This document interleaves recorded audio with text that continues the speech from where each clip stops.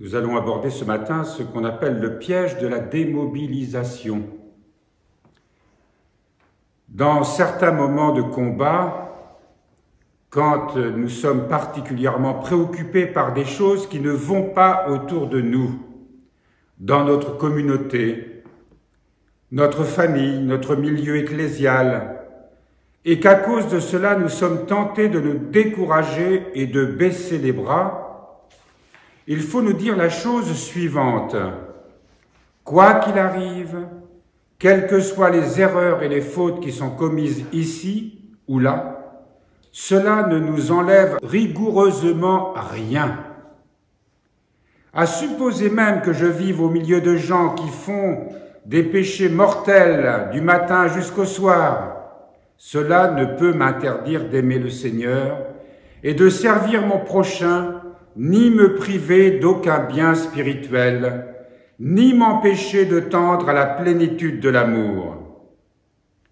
Le monde pourrait bien s'écrouler autour de moi, cela ne me retire pas la possibilité de prier, de mettre toute mon espérance en Dieu et d'aimer.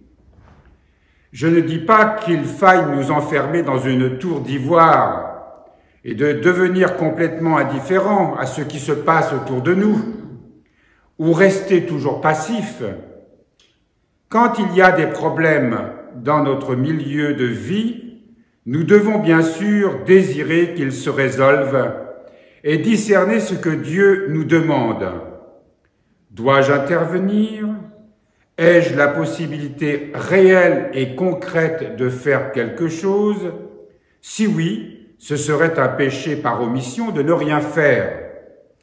Mais je dis qu'il est absolument nécessaire, même si tout semble aller mal autour de nous, de préserver cette liberté qui est la nôtre, de continuer à espérer en Dieu et à le servir avec joie et enthousiasme.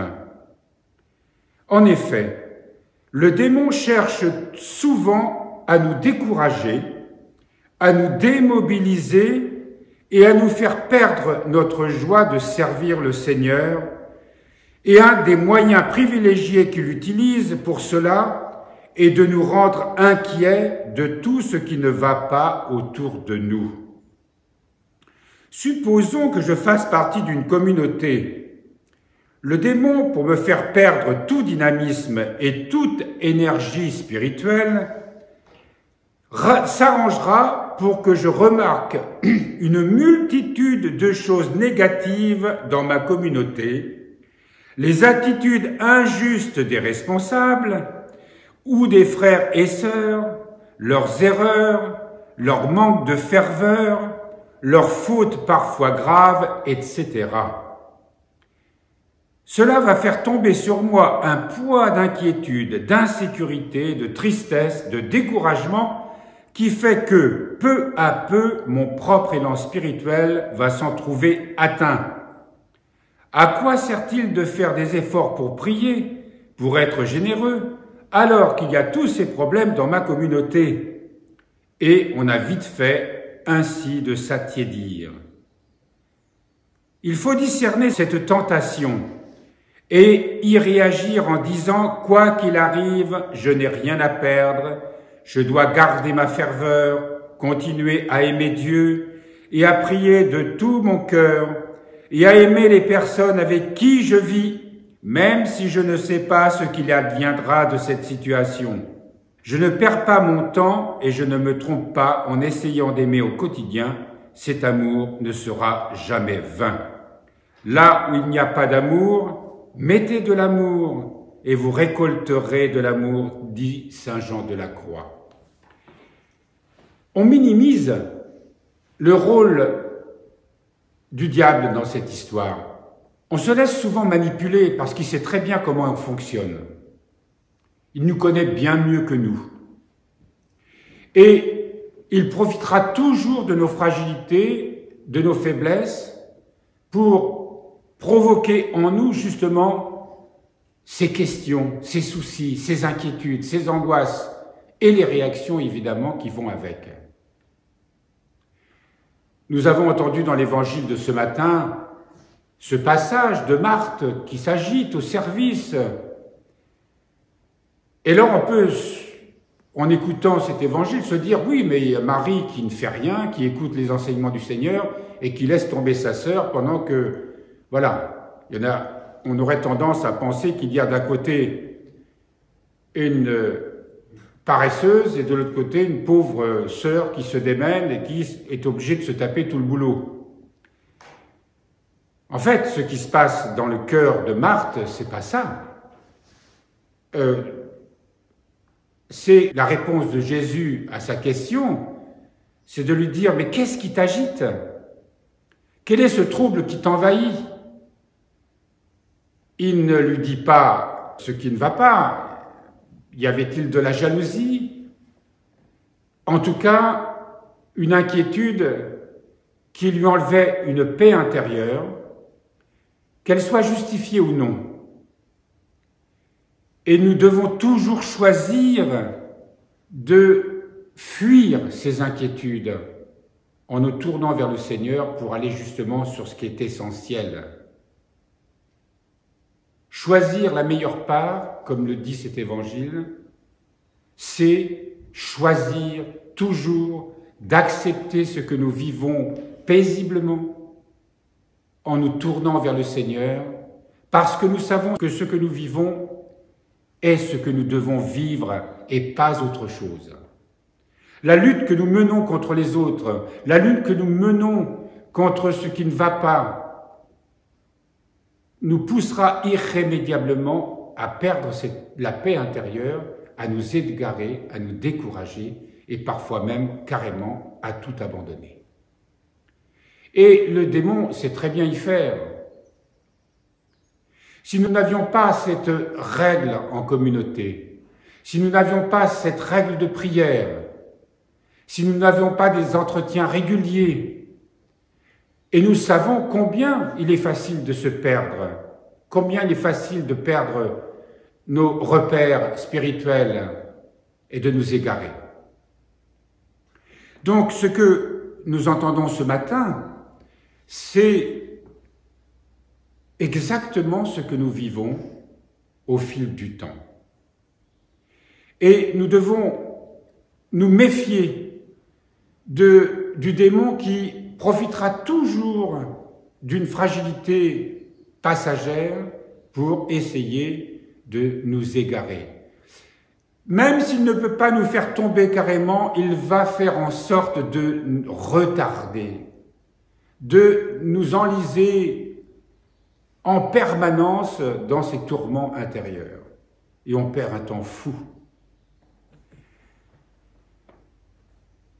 Comme le rappelle saint Jean de la Croix, là où il n'y a pas d'amour, mettez de l'amour et vous récolterez de l'amour. Mettre de l'amour, c'est justement se tourner vers le Seigneur, trouver la paix profonde auprès de lui. Et nous aurons le discernement pour voir dans une situation si nous avons quelque chose à faire ou pas.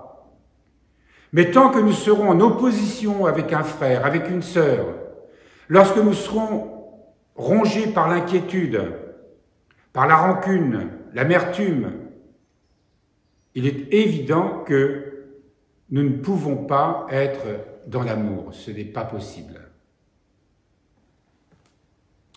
Au contraire, si je m'attriste et perds ma ferveur, nous dit ce chapitre ce matin, à cause des problèmes qu'il y a dans mon entourage, je ne résous rien, je ne fais qu'ajouter un mal à un autre mal.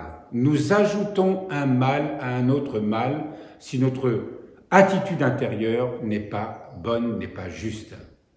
On ne se rend pas compte que nous faisons que dégrader une situation lorsque nous perdons la paix. Si le péché qui m'environne m'entraîne à l'inquiétude et au découragement, je ne fais qu'accélérer la propagation du mal. Donc nous sommes responsables. Nous sommes responsables au milieu d'une situation qui peut être grave, une situation de crise.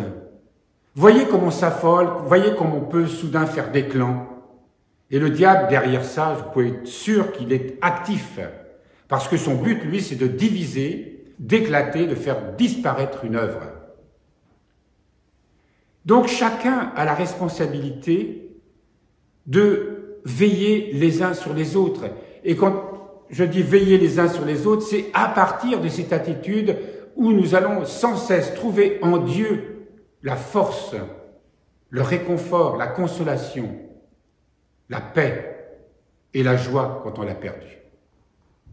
Et ainsi, nous pourrons mettre de l'amour là où il n'y en avait plus. Mettre de la douceur là où il y a de la violence. Mettre de la lumière là où il y a de la ténèbres.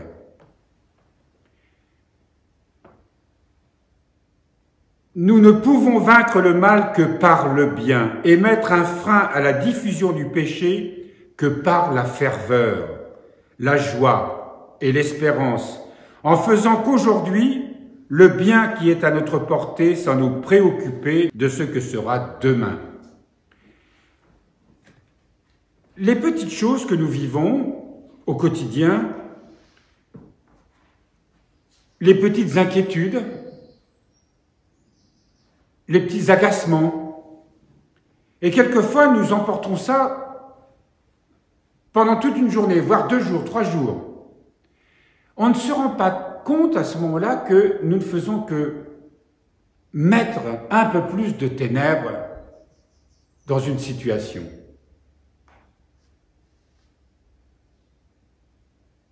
Je lisais ce matin un chapitre aussi dans Les Portes du Silence.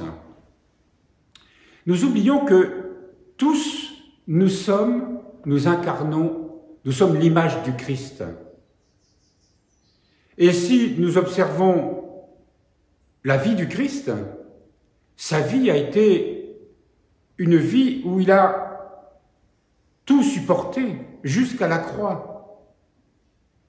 C'est dans cette union avec le Père jusqu'au bout, jusqu'au sacrifice d'amour, qui a permis que cette rédemption soit possible. Mais cette rédemption dans le monde ne peut pas s'achever sans nous. Lorsque nous vivons une petite souffrance, quelle qu'elle soit, nous avons déjà, par notre vocation chrétienne, je ne parle même pas de notre vocation monastique, ou de femmes ou hommes consacrés, c'est que nous avons déjà choisi de vivre comme le Christ a vécu, de nous unir à sa passion, non pas d'une manière doloriste, mais en suivant ce chemin qui est ce mystère même de l'amour. Et de toute façon, la vie nous fera souffrir. Notre humanité nous fera souffrir. C'est l'histoire, vous savez, des 2 larrons. Les 2 sont crucifiés. Mais il y en a un qui accepte son sort et se tourne vers Jésus et il est sauvé. L'autre, au contraire, reste dans la colère, dans le refus, dans la négation. Et pour lui, c'est la descente aux enfers. Alors, chaque petite chose que nous vivons, nous le vivons à travers ce mystère d'amour qui continue. La passion du Christ continue en nous. Et lui continue de la vivre avec nous. Et chaque fois que nous vivons cette passion dans les petits désagréments du quotidien, sans parler des choses plus importantes, c'est la lumière de la résurrection qui fait irruption en nous et par nous dans le monde. C'est là une vocation, notre vocation chrétienne. Et nous devons demander vraiment à l'Esprit Saint de nous faire comprendre la profondeur de ce mystère et aussi, surtout, la conscience que si nous n'entrons pas résolument dans ce chemin, alors notre vie chrétienne n'aura pas servi à grand-chose.